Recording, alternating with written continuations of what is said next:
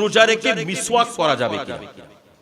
রোজা রেখে মিসওয়াক করি কিনা আমরা? মিসওয়াক করা যাবে। আমরা সকালবেলা অনেকেই পেস্ট দিয়ে দাঁত ব্রাশ করি, আছে না? মনে রাখবেন, আমাদের যে পেস্ট বর্তমান সময়ে দাঁত ব্রাশ করা কিংবা দাঁত মাজা, এটা আমাদের জন্য নাজায়েজ কিংবা অবৈধ নয়।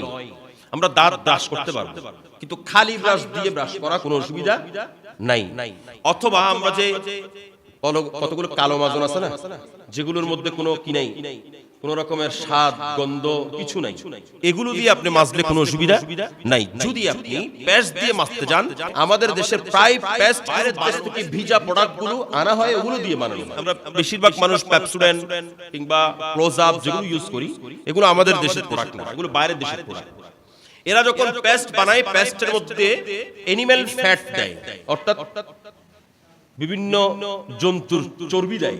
আমি রোজা অবস্থায় এগুলো দিয়ে ব্রাশ করি, তাহলে এটা আমার তাকওয়ার খেলাফ হবে।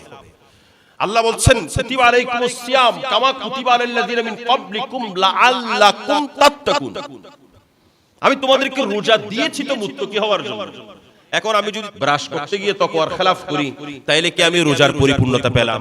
যদিও করা যাবে, কিন্তু না করাটা উত্তম, না করাটা